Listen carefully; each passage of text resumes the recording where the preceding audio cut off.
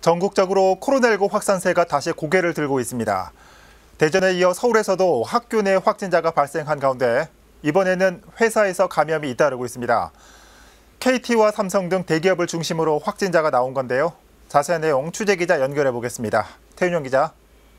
네, 보도국입니다. 네, 서울에 있는 대기업들에서 확진자가 나오고 있습니다. 특히 강남과 광화문 등 유동인구가 많은 곳이라서 더 우려가 크죠. 네, 맞습니다. 먼저 강남구 NH농협은행 역삼금융센터에서 확진자 2명이 발생했습니다.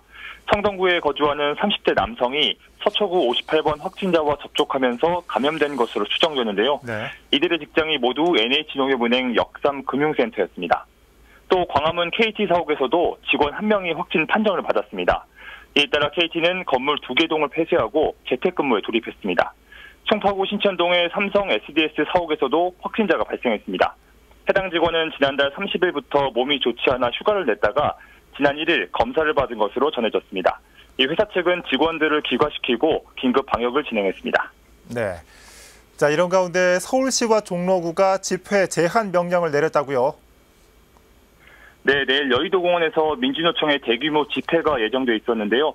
서울시가 내린 집회 제한 명령에 따라 민주노총이 집회를 연기하기로 했습니다. 네. 그동안 서울시는 언론 브리핑을 통해서 민주노총의 집회 자제를 촉구하면서 지난달 말에는 관련 공문도 발송했는데요. 민주노총은 감염병 확산을 우려해 대규모 집회를 연기하기로 했다고 설명했습니다. 종로구에서 열리는 평화의 소녀상 수요 집회와 보수단체 집회도 당분간 열릴 수 없게 됩니다. 종로구도 집회 제한 명령을 내렸기 때문인데요. 네. 이 감염병 위기 경보 심각 단계가 해제될 때까지 율곡로 2길과 종로 소방서, 이 미국 대사관 인근 집회를 전면 금지했습니다. 일본 대사관 인근 평화의 소녀상이 율곡로 2길에 있기 때문에 28년간 열린 수요 집회도 집회 금지 대상에 포함됐습니다.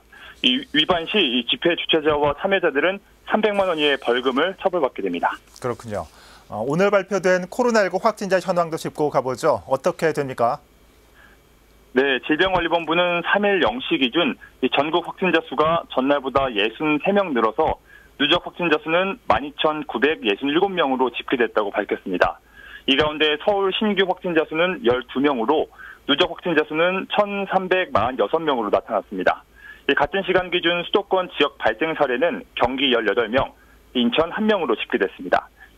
지금까지 보도국에서 전해드렸습니다. 네, 태 기자 수고했습니다. 코로나19 발생 상황 살펴봤습니다.